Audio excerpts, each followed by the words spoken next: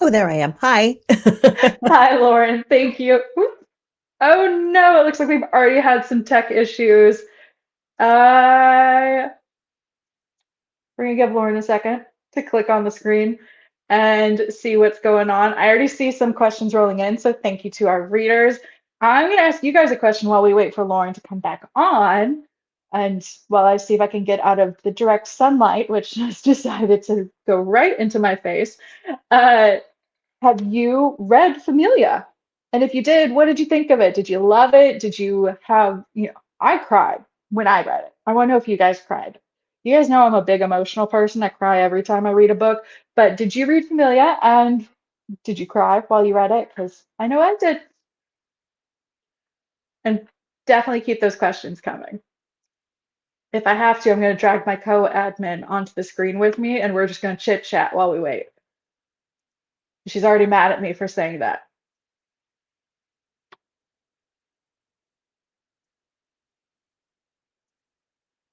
All right, here we go. There's Lauren. Can you I'm hear me? back. I'm back.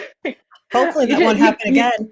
you just pulled a little magic trick. It's all good. I'm keeping my hands away. I don't know what I did. I don't think I touched anything, so now I'm afraid it'll happen again, but hopefully, fingers That's crossed. okay. I was gonna say, just keep your hands off the keyboard. You're all set. Keeping away from the keyboard. Hi, I'm Lauren Rico, the author of Familia, um, which was a lot of fun to write. You know, a lot of twists and turns, and it started off just kind of as a book about, what is one of most authors will tell you that a good story starts with a what if. What if this Right. happened? What if that happened? What if you joined, ancestry.com and you got a match or 23andMe or something and somebody said, "Hey, I'm your sister, or I'm your real cousin," or whatever. Lives get turned upside down by this kind of thing. In fact, you see it more and more. These headlines, crazy. I saw one not too long ago. I gave my parents the gift of divorce for Christmas. Somebody gave them Right. like That's like one of those. the biggest Yeah, terrifying thing. exactly. Like, you used to be able to count on family skeletons staying buried. Oh Right. no, no, no. Generations back. Yeah, there are people rolling in their graves now. Oh, absolutely. I mean that leads me right into one of my very first questions because that is a little, it's not, I wouldn't say it's a controversial topic, but it is a very hotly debated topic of how people feel about these genetic testing kits and DNA testing kits. I mean, I for one am definitely kind of on the fence about how I feel about them.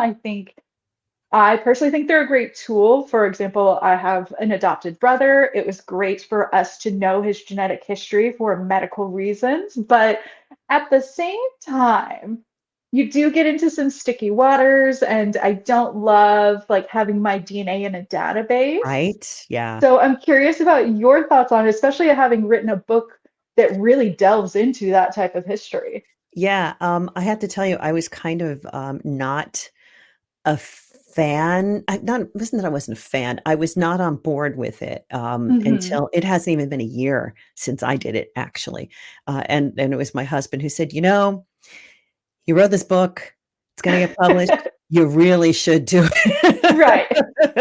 You really should write about what you know about, and what's the worst that could happen? You find out you have a sister." Um, Right.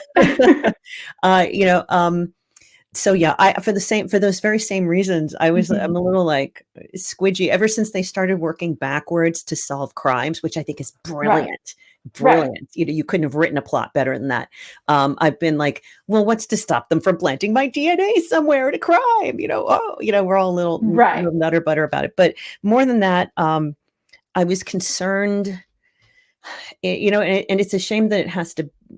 I wanted people to know that I was an authentic voice. I know that there have Mhm. been controversies around other books and whether or not people should or shouldn't have written them, whether it's, their story to tell, that kind of thing. I wanted to just make certain that I was the right person to be telling this story, so that I could Right. confidently, I knew it. I know where my family's from, but I also wanted to see just Mhm. how far rooted we were. So, Right.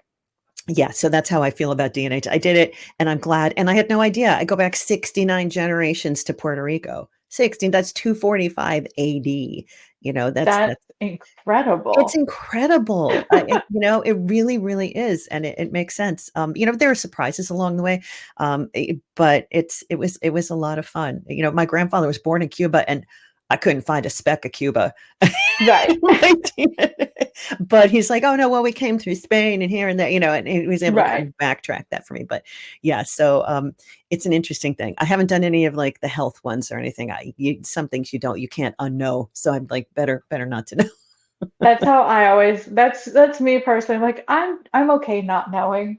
I Right? really am. Like I like a little mystery in my life. I'm Yes. good. Yes, exactly, exactly. I choose to believe my parents weren't telling tall tales when I was a kid. Well, and I'll just stay naive. and I'll tell you, and I'll just off topic cut or just a split of, I'll tell you quick too that this has been something that's been in my history for a long time, not for ancestry reasons, but because there's a genetic disease in my family. Mhm. And for a long time, there was no genetic test for it.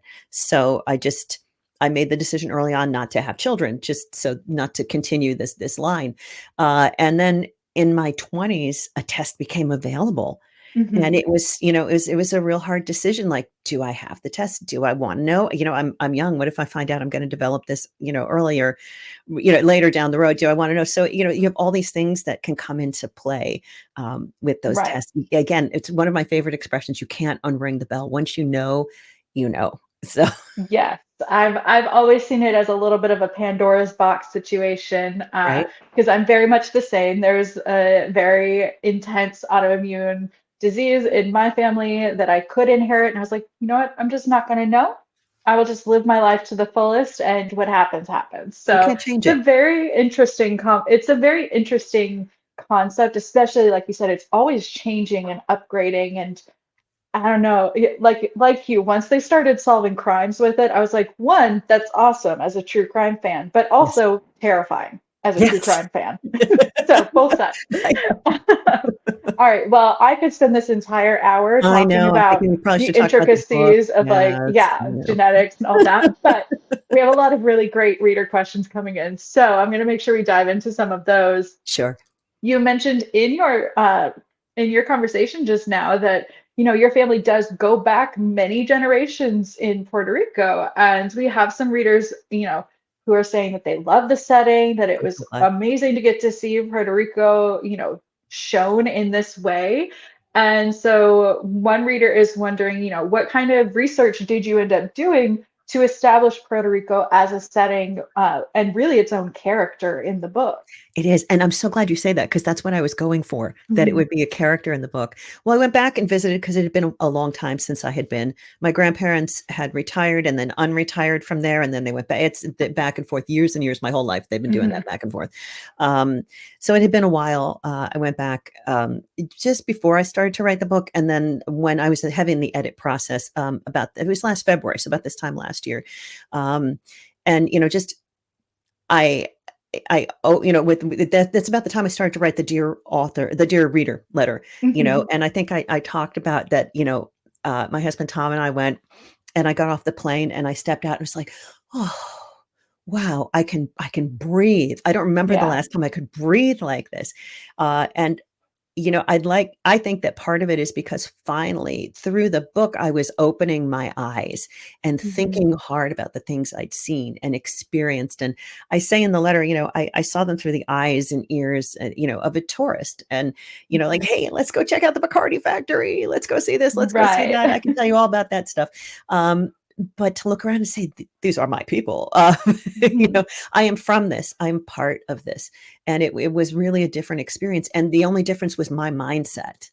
It was Mhm. absolutely my mindset. Puerto Rico is stunning. It's as stunning as Yeah. I try to depict it. The people are amazing, and I just so I couldn't it's hard to convey just how amazing they are and how colorful. It's like Mhm. it's a vibrant culture, vibrant people in a vibrant place, and you feel the energy there. I love it.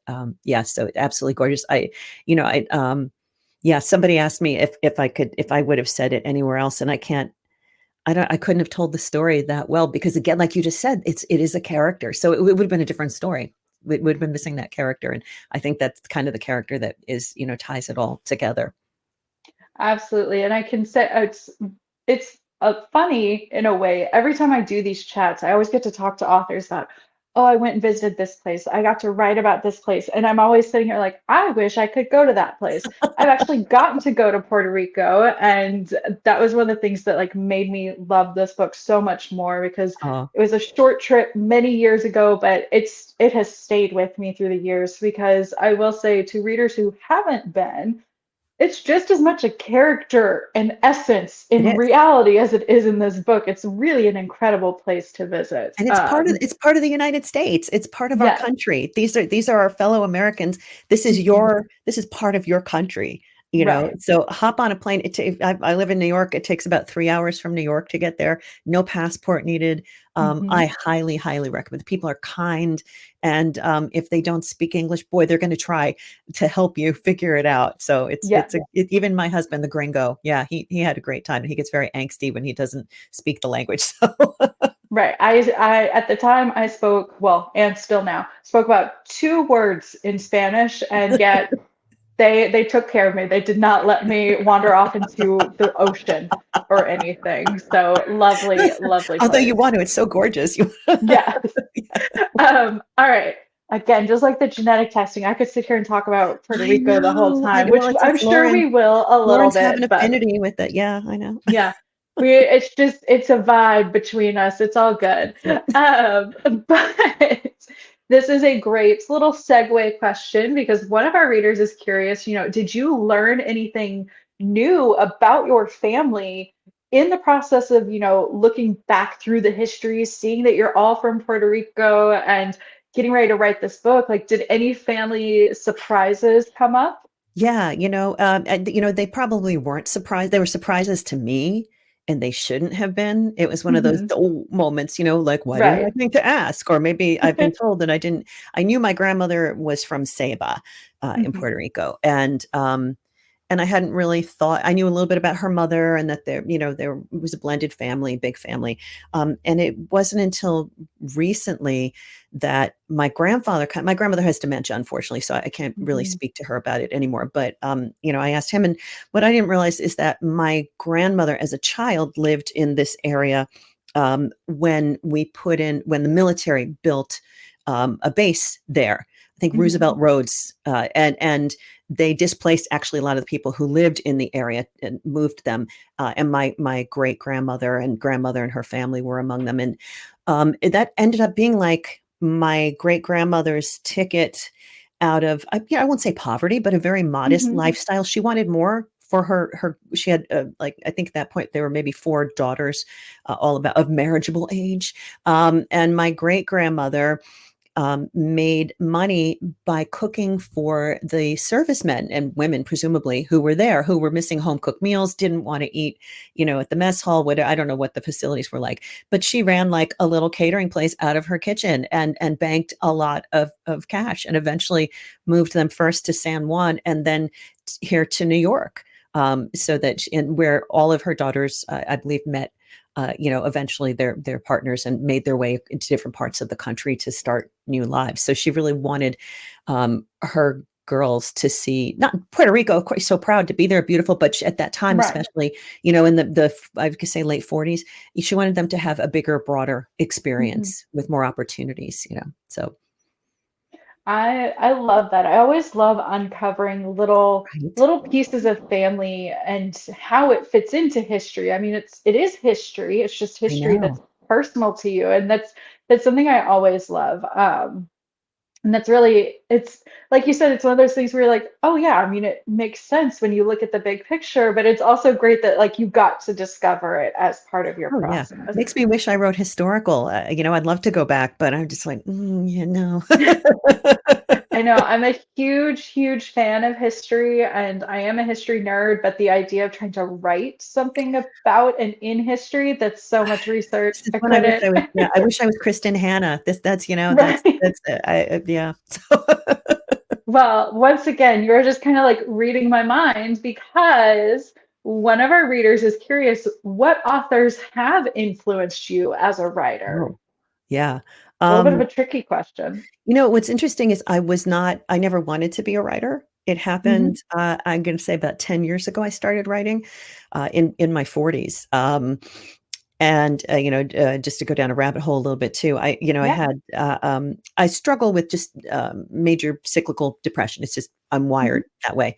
Um, and I had just a double blow. My mom died very suddenly, like end of November, and then the Mm, next March or April, I had a breast cancer diagnosis, and I was in such a bad way. And of I had a course. I know I had a wonderful therapist who like said he helped me to figure out that writing was a good way for me to go. And I'm Hmm. like that shark that has to keep moving to breathe. I Right.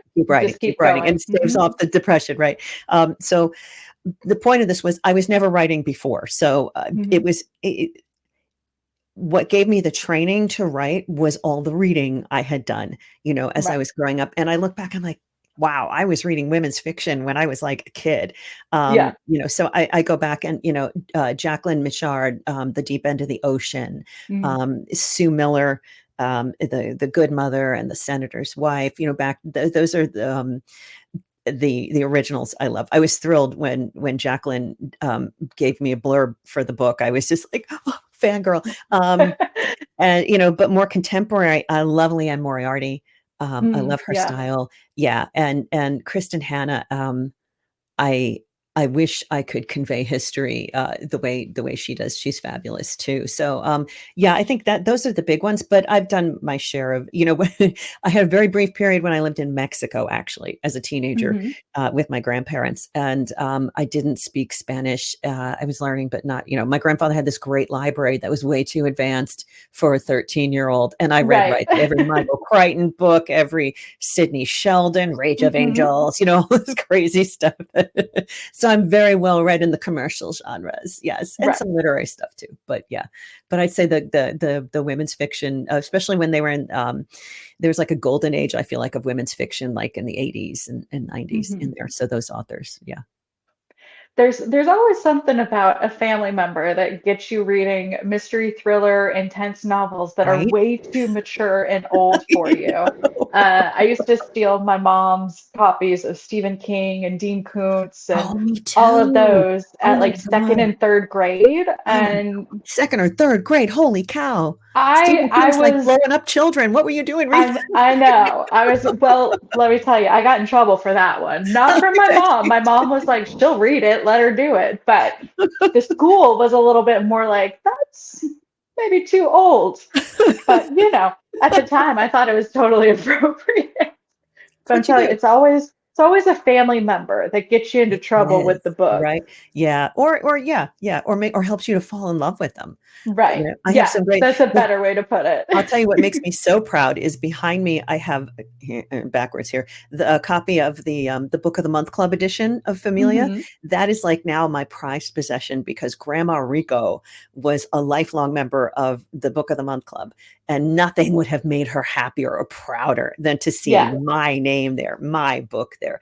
So and so many of the books I have in my library, especially when I started studying music, a lot of music reference books, and I Hmm. still, that she, loved Grandma, 1986, 1980, whatever. It's just they're just close to my heart. It's a way Yeah. to have a piece of somebody, I think, and keep that with you. Absolutely. The tattered editions of books off camera over here cannot Right? be Right? understated. Exactly. Exactly. Well, this does segue pretty. You've answered it a little bit, but I'm going to ask it directly just to see if there's a little bit of a different answer. But one of our readers was curious, what do you like to read? So it sounds like you're very much into women's fiction and fiction in general. Oh yeah, yeah. I'm a fiction reader. I'll read some nonfiction. I have a book club.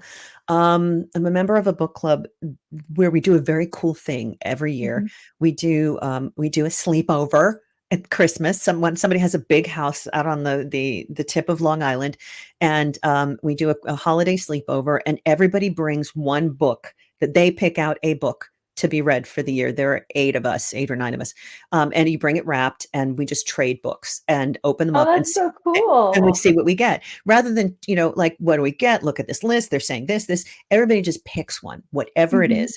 And we've never had a duplicate. And we've had such a great selection. So I've read some great mysteries, some great romances.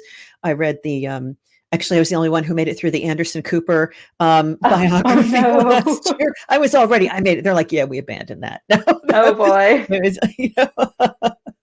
was, so yeah, I'll read pretty much whatever comes my way. And right now I'm trying to be a supportive fellow author. So I'm trying to get through all of the books that my fellow Kensington, Hmm. um, I'm not exactly a debut, but we're in like the same class, publishing about the Right. same time. Like Kemper's book I just downloaded that on audiobook. I Hmm. just finished Death and the Sisters by Heather Redman. And Yes. so I'm kind of like plowing through everybody's books, just trying. And then I have friends who write books who are asking me Hmm. to read their manuscripts. So there's that. Yeah. So say you're definitely going to get a wide variety if you're reading all the little Kensington debut new book I know. classes. Well, it's We've got a cool. little of A little everything. of everything. I love it. I love it. And just so much great writing going Yeah, on right now. And to all you readers who think you want to write, just write, just do it. You can do it. It's fun. absolutely. Uh, I was laughing. I love the idea of just like handing out wrapped books like among friends and things, but I have to laugh because I know if I suggested doing that, like with my friends from work or just my friends in life, they would never do that with me because all I would give them is super spicy romance books, and none of them want that. So they would exclude me from that little exchange club. As somebody who has written super spicy, there are specific book clubs, most of them online, but yes, there are Yes. specific book clubs for Oh, yes. And I love them. I Uh, all right. So I love this question. We're going to get a little bit more book specific. sure. And so this reader is wondering, would you feel that you relate more to Gabby or Isabella personality wise? Oh, that's a really good question. Hmm. Because it's the personality wise that kind of flips Yeah, the it's the question on its personality head. that like really changes it. That's look at you, twisty question. Right. You guys ask great questions. I'm getting like the word Gabby is getting ready to come out of my mouth, but then that Yeah. personality thing. Yeah, no, I'm an Isabella. I'm totally an Isabella. I'm a little it, but part of that I think is a function of my age and getting Hmm. older, and that's the wonderful thing I have experienced as a woman who gets old. We all get older, hopefully. More confidence and more of I Hmm. just don't care. I don't, Yeah. there are more colorful ways to say that. I have no more cares left to give. Right. When you just get to a point, you just don't care what people think. Hmm. I love Isabella's tenacity and that Yeah. she will not let it go, and she trusts her gut and she knows. And there's something, in the very end when we have the detective Rania Koki reveal, and Hmm. he's kind of speculating, looking back and saying that they had no idea that of all of it, Isabella would be the one who could pull the thread loose, that child who was 5 at the time, that they didn't Hmm. know that she would be the one who would almost bring the whole house of cards down on them because she never gave up. And he related it to when his mother died, that he knew the moment she had left this earth, and Hmm. I feel I love that. And I feel that very strongly, that connection. I think in that way, I'm like Isabella. I tried to Hmm. be like Gabby as Yeah. I was writing the book. I wanted to see it through Gabby's eyes and Hmm. see. I wanted to try and capture that excitement, like the quinceañera and Hmm. all of that, and just the beauty of it. The things that are really hard to put into words. Like sometimes you're looking at something special, it, Right. and you like, I want to remember this moment. I want to save it. But all you can count on is your memory, and maybe a memory of the feeling, because there are just some Hmm. things that are so hard to put into words. I was trying to do that with Gabby, but yeah, I'm an Isabella for sure. I'm an Isabella. I need a Yeah, I T-shirt. I'm an mean, Isabella. uh, I'm just sorry to any readers that were here who was hearing shuffling or seeing me make faces. My little brother Overdue. was wandering around over here making faces at me. The curse of siblings. Um, he thinks I'm very cringe, as he puts it. Um, whatever. Are we heading Uh, into a sibling question now? Do I hear a sibling question coming? I feel like we've got to ask the sibling questions. So, as someone who has a much younger sibling, I am really curious, how did you approach that dynamic within the book? Because it's a very unique situation It of is, these yeah, two women who didn't grow up with each other, didn't know each other, yeah. and yet they're being thrust together with this bond that many people consider to be like one of the biggest bonds you can have in life is with your sibling. And it's a very jarring situation to all of a sudden be thrust into that. So I was just curious what your approach was, and did you draw from anything in life? Do you have siblings yourself that you pulled from? Like, what did you do? Well, it's funny because just a split second there, I'm thinking, does she have my biography? Like, did I put that in my bio? I have a sister who's much, much younger than me. Hmm. She's technically a half sister, but I don't like to make that distinction. Right. She's my sister for all intents and Hmm. purposes. She's 17 years younger than me. I Okay. remember when she was a baby, I was like a Yeah. senior in high school, and we'd be walking through the mall, my mother and I, and my mom would say, "Stay here with your sister while I go to look." And it was in Miami, and like the little Cuban ladies would walk by, and like they'd cluck at me for being like this teen mother. And I'm like, she's Oh not yes, mine, not I mine. will say I was never allowed to carry my brother's car seat because everyone in town thought he was my kid. So very much the same. You don't want that to start, right? Boy, it was effective birth control though, because it's like, Yes. who wants one of these? In the middle of the night, crying, puking on my new sweater when I'm going out for a date, all Hmm. this stuff. Yeah, no, it was, yeah. So, we grew up as both as totally only children, and we both had very, very different experiences with our mother. And I can't lie, Hmm. we were not close. We had a lot of rough Hmm. patches. Just family dynamics and just mental illness on all sides of the family, just kind of exacerbated the situation. And then, I mentioned my mom passed away about 10 years ago. At the time, Hmm. my sister had 9-month-old twins Oh. when my mom died. And my sister and I hadn't really been speaking, and my mom had Hmm. really she had just been so adamant trying to, "I wanna know, that you're gonna be there for your sister." It was like a little creepy foreshadowing, almost like she might have Hmm. known she was gonna pass or something. And I was like, "No, no, I'm not gonna promise you anything that I'm not." And then my mother did die, and it Hmm. was the darndest thing because it was like something flipped in me. I looked at her and I thought, this is a young woman who's never been a mother. Not that I've been a mother, but she Hmm. is totally alone now. When do you need your mother? There are sometimes when you really need your mother, and one of them is, when you're a new mom. And there she was with two of them, and struggling.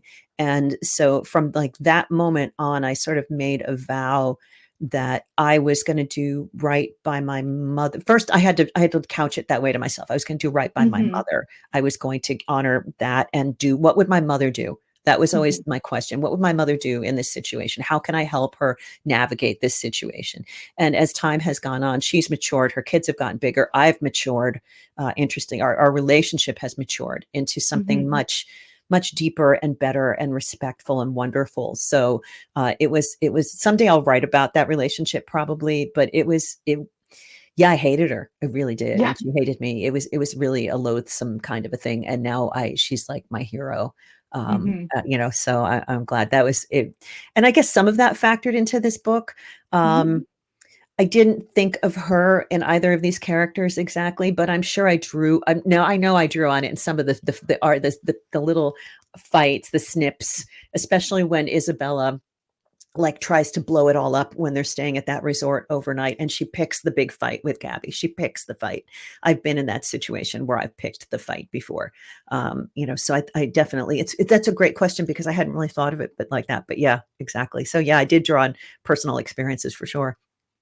Yeah, and I mean, you kind of answered it just then, but we had another reader wondering if there were any little parts of your own life and experiences with your sister that you did incorporate directly into their story. So you did just kind of answer That was that. it. That would be the one. Yeah, I didn't go in Yeah, actively thinking this is going to be our story because right. there's only 5 years between Isabella and Gabby. Hmm. For them, it's more the difference of culture and Right. geography rather than time and age. Hmm. But it's a great question. These have all been great questions because they make me think Yeah. back. There aren't pat answers. You make me think and go, as a matter of fact. So yeah, I would say that a lot of that dialogue between them, especially the saltier Hmm. stuff, and a lot of the saltier stuff that I had to cut because it Right. was too salty. That I'm sure that absolute from bubbled right up from my subconscious and onto the page would be my guess. Yeah, yeah. I'm Yeah. thinking. Yeah, thanks. I'll be thinking about that all night now. I know we're having a little bit of a therapy hour I here. appreciate that. Yes. Am I going to get a bill? No, no, I'll be nice. No bills this All right. time. Thank you. But, like I said, as an oldest sister myself with a much younger sibling, there were a lot of those moments in the book where even I was like, okay, this is very authentic moment. You do this, you pick those fights, you pick the arguments. Right? You don't even know why you do it. You just Not at do it. all. And then at the end, you're Uh, like, "Whew, well, I feel better now." And the other person's like ready to strangle you. yeah, I did that. it I was like, has. "Wow, I feel so much better now." My sister's like, "I hate you." You know? Yes, pretty much It exactly happens. that It happens. situation. All right, I know we've had some more questions coming in, so I'm going to try to scroll through very And I'll try to be more quickly. brief and actually answer the questions and not delve off. No, you're doing great. These are amazing answers. I love this. I always love this question. So, I mean, we talked about whether or not you felt more like an Isabella or a Gabby. This reader is curious, is there a character in Familia that you absolutely fell in love with and that it was just your favorite character? Oh gosh, I love all of them. Hmm. This is gonna sound crazy, but I was a little more attached to the background characters. Hmm. Um, they were almost like the Greek chorus, they Hmm. almost acted in concert, as a character themselves. And that was part of the dual meaning of or more than dual, probably multiple meaning of the title Familia, Hmm. um, that, all these people, they acted together to have this one thing happen. They all acted together, and I feel like in a sense that makes you a family too, when you band Hmm. together, in support of a common good, in a bond of love or something, Hmm. so yeah, I mean, I'm a big fan of Miguel, so much so that I'll just tell you Miguel's coming back in the next book. Yes. We're in edits now on Turista. Miguel will be coming back. Sorry, no updates on Gabby or Isabella. It's a different thing, but we'll get a flashback to younger Miguel. Um, Hmm. and I loved Cookie. I lived for that reveal. That was Hmm. like because that came. This is going to sound crazy. It came as a surprise to me. Hmm. Like some of the twists I'm writing, I'm like, oh, what? No, no way. Which I was going to say, that is often a question we get asked is whether or not you planned these things out or if the characters just went, this is what's happening Some of them now. actually, I got that wrong. So I knew all along that Cookie was going to be Rania. Rania was going to be Cookie. Hmm. And there's even a clue in the name. Rania means frog in Spanish, and Cookie is Oh, a frog. Um, yeah. so far, I've only seen it one review that somebody caught it. I'm sure a No, lot of that's people. such a clever, like little Easter egg that I A would have little never Easter egg. put together. If you've read any of my other stuff, there's also an Easter egg in the beginning when Gabby is pitching her story to Max about Mayhem, Minnesota. That's my Whiskey Hmm. Sisters series. Love it. But I digress. Yeah, but the one that really surprised me was that Santiago was Alberto's brother. That was the one that came as it spilled on the page as I was writing it. That Mm-hmm. it came, that was pure inspiration. I didn't come up with that. That was, I feel like that was hand plucked and given Hmm. to me. Because even my agent read it. She was like, "What? When did that happen?" I'm like, "I don't know. Like 5 minutes ago." Surprise to me too. Yeah. So yeah, I guess Miguel and Rania and I really was very fond of Rania because he was such an Hmm. ass so much, or just so snarky all the time. And it Hmm. was just fun to have that reveal later so that you kind of look back in hindsight and see everything that he actually did and all the layers of that and why he would have been so distant and so reluctant to, get this solved and everything. Hmm. It was just so I loved, and Beatrice sister. I loved all of those. Like I said, they were all like one big character to me. I loved Hmm. them. And Gabby and Isabel, I love them too. But they're of course you expect that. So All right. I just want to make a side note, readers. I see all of the questions about the cover. I promise I'm not ignoring them. I just have one more hard question, and then we're gonna go to the easy we'll go to a questions like the softball. cover. Oh gosh. Okay. We're gonna do one more hard question, Yeah. and then we're gonna talk about the cover. Because Okay. readers, I see your questions. I'm not ignoring them. I love the questions. I also want to talk about the cover. But first, hard question. All right, so we've talked about the relationship between the sisters and, a little bit about how you incorporated some unintentional real life inspiration into it. Yeah.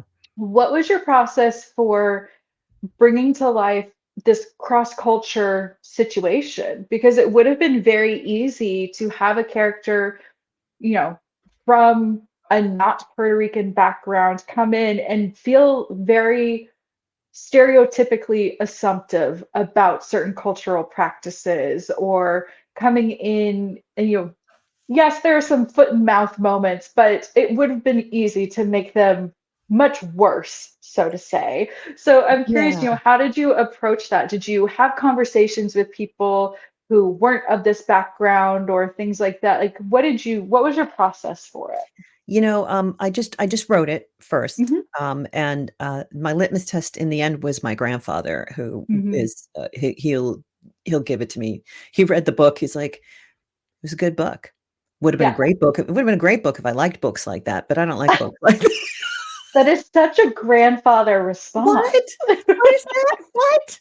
Really? I love that. You should have told your editor that, because we could have put that on your cover. We Like could. that would have been a great, Wouldn't that have been I like, may need to make says a review says Lauren's quote of that. grandfather. I may need you to send me that so I can make you an Instagram graphic. Stereotypical patriarch for 93 years. Yes. Um, it's a fine line, and I'm not going to lie Hmm. to you. It still makes me anxious. And whenever there have been a few reviews that have popped up with people who have not been pleased about the way I've Hmm. portrayed Puerto Rico, or the culture, and that stings, because that is this Right. the last thing. Oh gosh, it's the last thing I want to do is offend Hmm. anybody, or to make any assumptions. And anything that especially like the darker elements of Hmm. like La Perla. Right. I went back and did my research. The timeline, the before time, that day was in the 1990s. And if you go Hmm. back and look at the things that happened in La Perla in the 1990s, it's true to history. It Hmm. was kind of a gangland at the time, and Right. the police did stay out until they couldn't stay out anymore. And then they Hmm. had like a live and let live thing, just don't mess with the tourists. And so there was that, and also the fact that every city just has its darker, seedier sides. Hmm. This was one little teeny bit of Puerto Rico, just one little bit. Like there's one little, Right. in New York City has its neighbor everywhere. So there was that. And after that, it was just I just tried to be as respectful as I could, and Hmm. honest and open and with fresh eyes. And I tried to have like Isabella and Mateo kind of temper Hmm. Gabby's the things she might say that were stupid or assumptive. Right. I would have them, kind of sometimes not so gently, correct her, or maybe she just comes to things on her own, so Hmm. that still I did the best I could. And Hmm. I just hope I haven't offended anybody, because that was so the last thing I wanted to do. I love Puerto Rico. Right. I love the people. I love the culture. And I wanted everybody to love it the way that I love it in this Right. book. Of So course. Thank you. I mean, I definitely, obviously, I'm not from a Puerto Rican background, so I can't speak to it, but I definitely, I felt the respect and love I'm for glad. the Thank you. culture in its entirety. So thank you. Like I said, I want to say that's going to be my last hard question, but I don't Keep want 'em to coming. make promises I I got it. can't keep. I'll be as honest with you as I can. I mean, Yeah. I just told you I'm terrified. I'm gonna get canceled. The people are gonna hate me Well, because I knew it.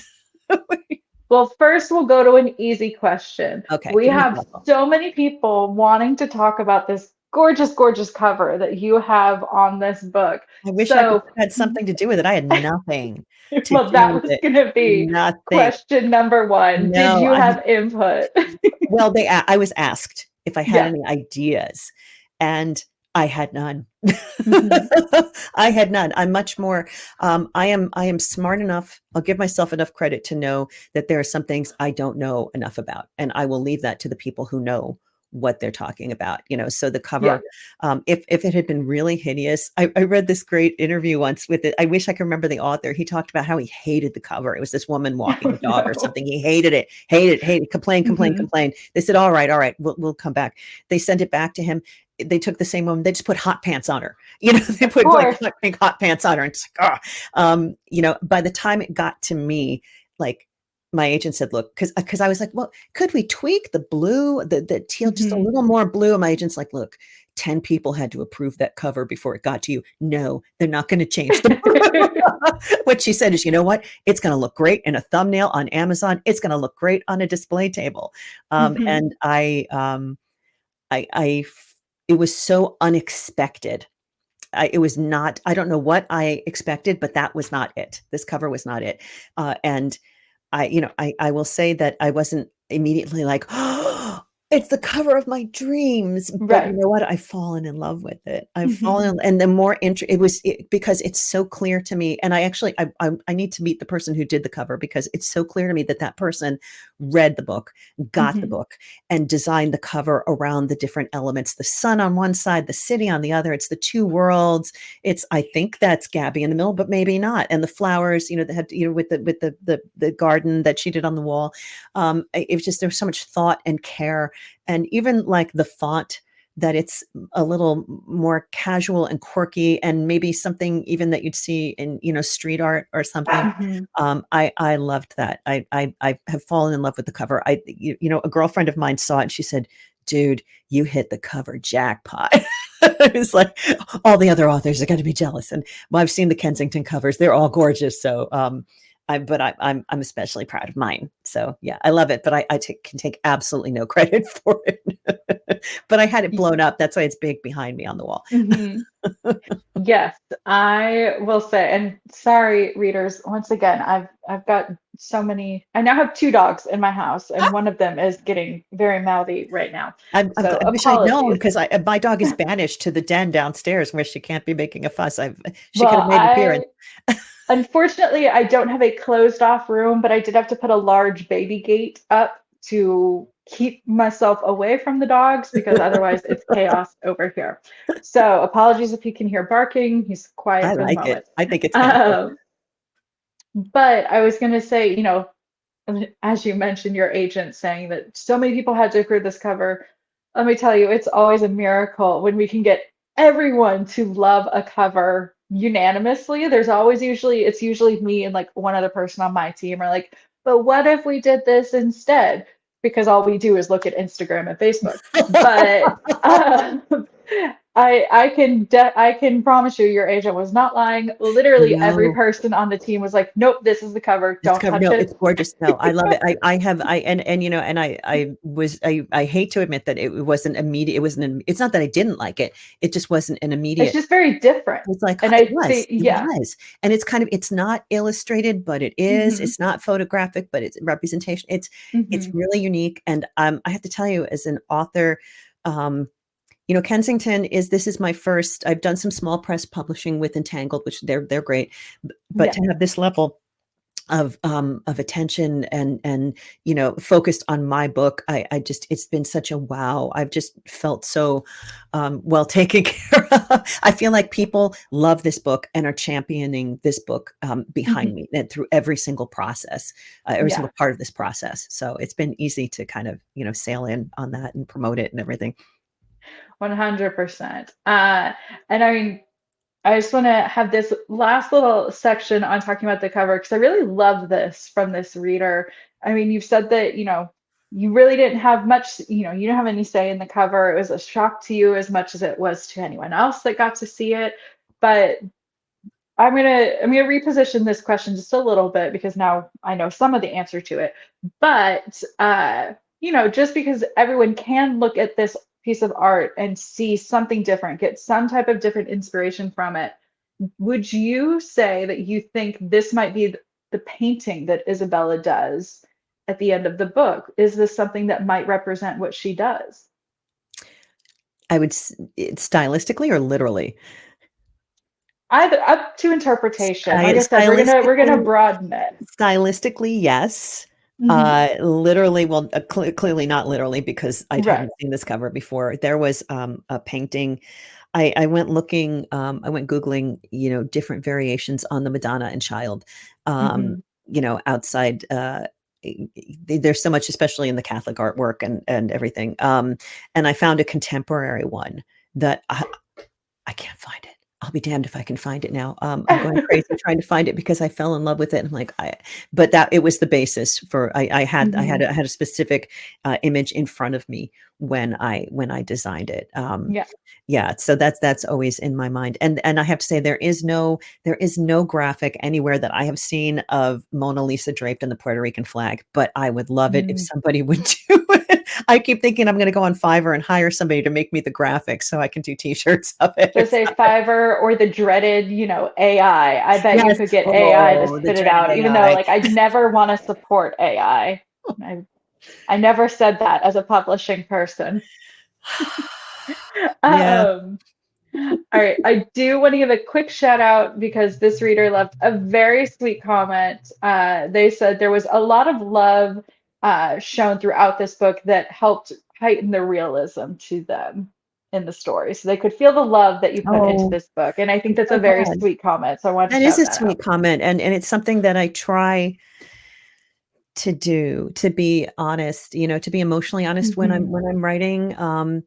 And there are times when I'm crying right along with you. There are times when Right. I'm laughing with you, and I'm, and I really tried the love, especially like I've been listening. I'm listening to it now because the audiobook is out. And I haven't finished it. I'm listening to it with you guys. I'm sure many of Yeah. you have finished it already. I'm just like, through the first part of it and loving it. I think they did an amazing job. But it's like listening to somebody else's book. When you hear it voice, it's like, wow, this is a good book. Like, oh, But wow, who wrote that? That's so smart.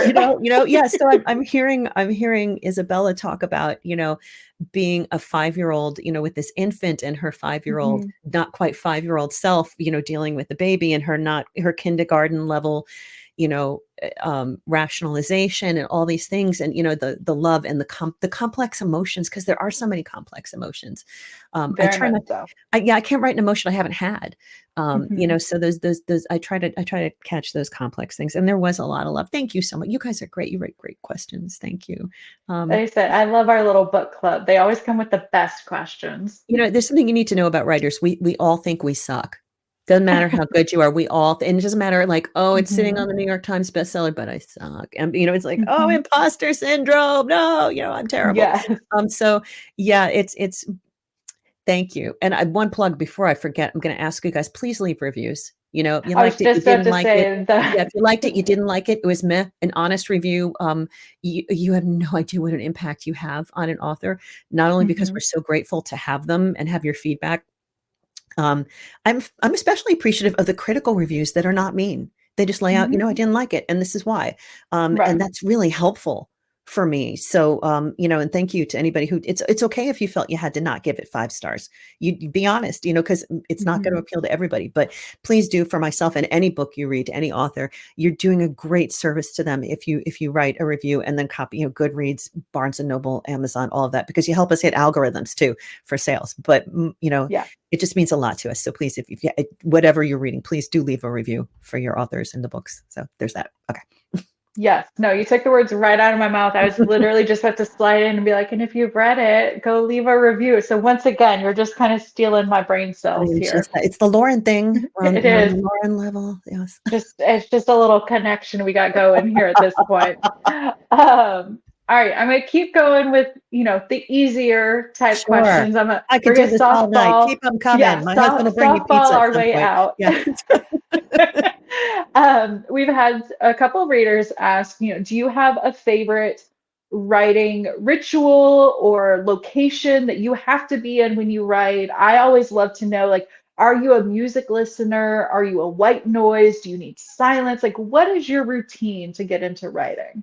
For music, I love I love atmospheric Mm, instrumental. My day job is as a classical music radio DJ. If you Google me, you'll see mhm. I'll come up WQXR, WSA. I'm on different stations. And so I don't want to listen to classical. It's work. I'm not interested in Right. classical. And You're a little actually, classicaled yeah, out. and in fact, anything with words is kind of distracting, because you hear, Mhm. I don't need to know what Pink is saying in the background." So, there are a couple of really great, composers who do, like, film score stuff. Film score stuff is great Mhm. because it's so Love atmospheric. film scores. Oh, yeah, if I were to write something sad, man, I'm finding, like, the thing I'm just like, "I know, crying, Mhm. whatever." So, yeah, I like to have music that is appropriate to whatever I'm writing, and I have this is can't believe I'm admitting this. I have one go-to CD when I'm stuck. Mhm. It's Mark I love that Anthony. it's a CD. It's Mark Anthony's first CD, subtitled, Mark Anthony, the one that had, "Need to know, come on, baby girl, because I need to," yeah, Uh-huh. Uh-huh. that one. I don't know why. Yes, I'm dating myself with the CD, but yeah, I that was was about like to say, I really hope there are no like Gen Zers hanging out in my they're like, book club right "Who? now going, Who? who? A What? A what? A CD? CD? Hey, I was in radio when it was reel-to-reel tape, okay? I know." Okay.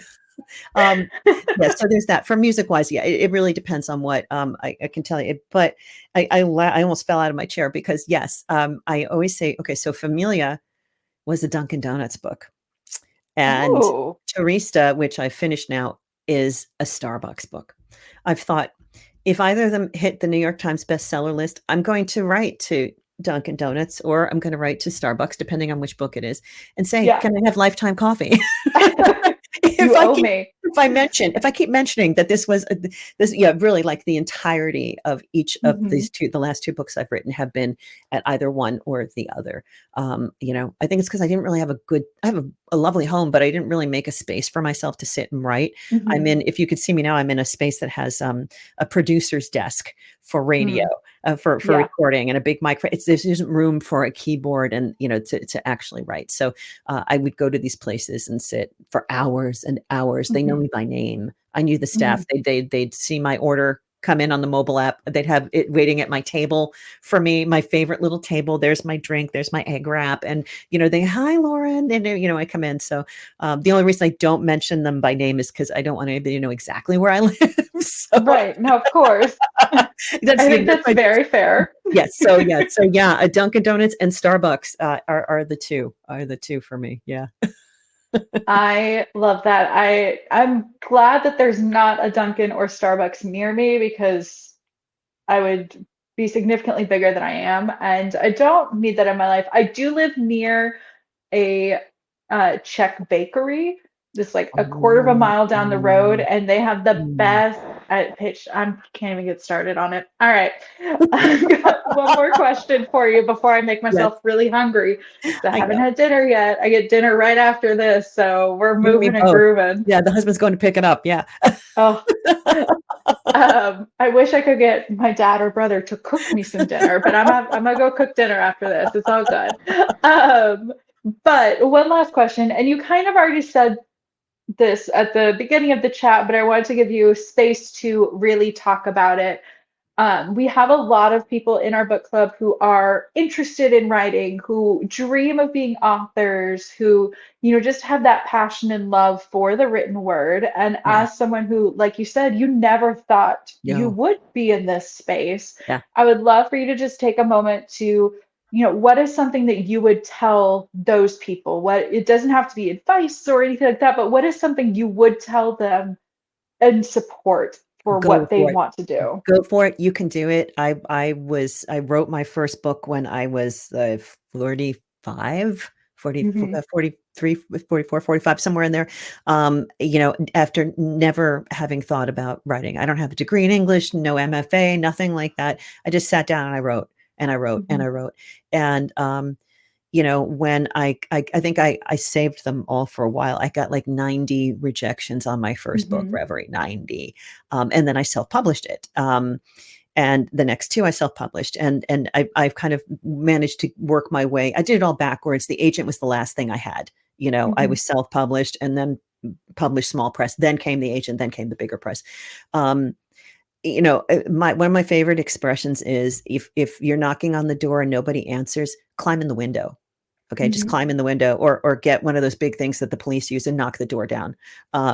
Because, you can do it. If you can't get in this way, get in that way. And if it's not this book, Mhm. then maybe it's the next one. And if it's not that one, it's the next one. Because you know what? You're building yourself a nice backlist in the meantime, Hmm. and you're getting better with every single book you're writing. And, thick skin, it's a hard thing to do, but, and I always tell people, if I'm a big fan of editors. I'm a really big fan of editors because you can't see the forest for the trees. When you're in the middle of the Right. book, it's really hard to sort out what's what. Hmm. But my best, do it. Just do it. You can do it. You absolutely can do it. It's another of my right. So I know we're running out of time, but so You're I good. quick story here. So there was somebody in the industry, in the publishing industry, who was telling me why one of my books would never make it, and they said, just forget it, put it in a drawer, just lock it up, forget it, it's never going to happen. And the whole time in the back of my head, I'm thinking, just watch me, just watch me, Hmm. just watch me. So a little bit later, I went and I got, I don't know if you can see it, I got the words, oh, nope, this way, just Otherwise, there you watch go. me, just watch me, tattooed on my Love arm, it. just watch me. Hmm. So believe in yourself and just keep going, because there's nothing better than proving somebody wrong. Just because somebody says you can't do it doesn't mean you can't do it. It's when you say you can't do it that you can't. So yeah, I'm one of those cheesy, optimistic people. I can't help it, but yeah, just do it. I like that you say cheesy optimistic. I would say just living out of spite. That's my There is whole that. mantra. I will do it out of spite. Tell me I can't, I'm gonna do it. Yeah, that's it. Well, you know what? She believed she could, so she did, or he, anybody. Whether they believed they could and they Exactly. did. That's it. I believe that belief is like 90% of it. Right. Belief and tenacity and the thick skin. And it's easy. It's okay to feel sad and disappointed when things don't pan Hmm. out, or you think, but that's okay. It just means that, oh, it's the next thing. It's the next Right. one. It's all good. So keep going. I'm a big one for that. So you guys are awesome. I could sit here. Let's do it again sometime. Yes. Well, I was going to say that was a great, great answer. Great way to end the chat. Before I say bye, I did want to give one more shout out because I see you, reader, that said that you had an 8-track player. You're really you're I Wow. was very, very small, but I also had one. So Yes. I love that. Yes. I saw that and I was like, oh, we gotta I'm having save that. flashbacks to Billy Joel, a Billy Joel Yeah. 8 track, and like right smack in the middle of Captain Jack, it went and it like it Hmm. like it yeah, it would do yes. If you don't know the eight, oh man. Remember when they were in cars? If you Yeah. don't know the 8 tracks, lucky you. Uh, Lucky.